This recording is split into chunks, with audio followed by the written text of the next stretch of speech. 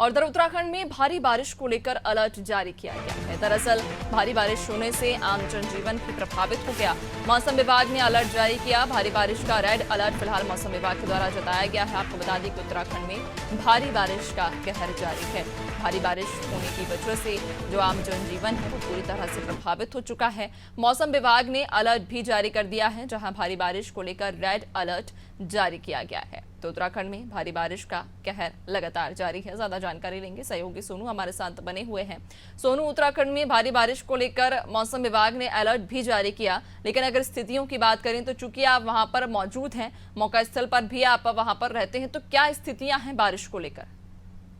और देखिए, कई दिनों से लगातार नैन्सी उत्तराखंड में मूसलाधार बारिश हो रही है और इससे आम जनजीवन प्रभावित होने लगा है। और खास तौर से जो पर्वतीय क्षेत्र हैं, पर्वतीय क्षेत्रों में जो नदियां हैं वो उफान पर हैं। अलकनंदा कुछ समय पहले खतरे के निशान से ऊपर बह रही थी और इसके साथ साथ जो सहायक नदियां हैं उनमें भी जलस्तर बढ़ रहा है।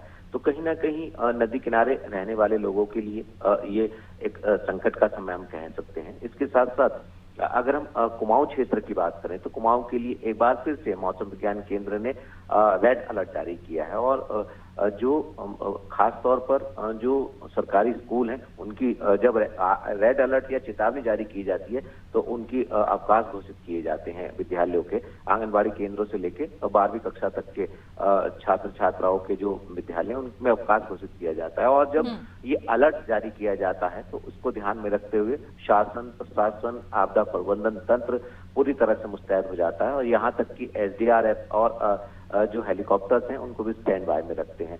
ऋषिकेश से लेके और बद्रीनाथ धाम तक की अगर हम बात करें तो कई जगह ऐसी हमें जानकारी प्राप्त हुई है जहां पर जो नेशनल हाईवेज हैं वो मूसलाधार बारिश के चलते, भूस्खलन होने के चलते जो मोटर मार्ग है वो बाधित हुए हैं। हालांकि कई सड़कें खोल ली गई हैं, कुछ ऐसे मोटर मार्ग हैं जो अभी भी बाधित हैं।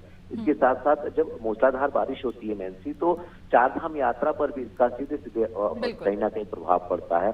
हालांकि जो उत्तराखंड के गढ़वाल क्षेत्र के जो कमिश्नर हैं उन्होंने और जो मुख्यमंत्री हैं उन्होंने ये दिशा निर्देश अधिकारियों को दिए हैं, सभी जिलों के जिलाधिकारियों को, कि आपको अलर्ट रहना होगा, किसी को इस वक्त छुट्टी नहीं दी जाएंगी और खास तौर पर मॉनिटरिंग करनी होगी किसी भी स्थिति से निपटने के लिए।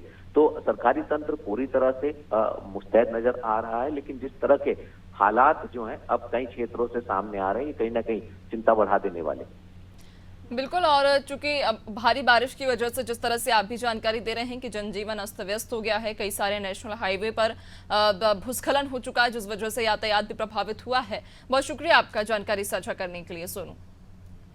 तो आपको बता दें कि मौसम विभाग ने पहले ही अलर्ट जारी किया था और अब भारी बारिश की वजह से जहां जनजीवन भी पूरी तरह से अस्त व्यस्त नजर आ रहा है, चूंकि भारी बारिश की वजह से कई सारे जो नेशनल हाईवे हैं उन पर भूस्खलन हो गया है जिस वजह से यातायात भी प्रभावित हुआ है। हालांकि प्रशासन लगातार यहां सक्रिय बना हुआ है और लोगों की सुरक्षा के मद्देनजर कई सारे काम किए जा रहे हैं। सभी टीमों को तैनात रहने के निर्देश दिए गए हैं और चूंकि चारधाम यात्रा भी लगातार जारी है, इस बीच अब यात्रियों को, जो श्रद्धालु हैं, जो यहाँ के रहवासी हैं, जो निवासी हैं, उन्हें कोई परेशानी ना हो, कोई अप्रिय घटना ना घटे, इसको लेकर सरकार लगातार प्रयासरत है। सभी टीमों को, एसडीआरएफ की टीमें हो या एनडीआरएफ की टीमें हो, सभी टीमों को तैनात रहने के निर्देश दिए गए हैं।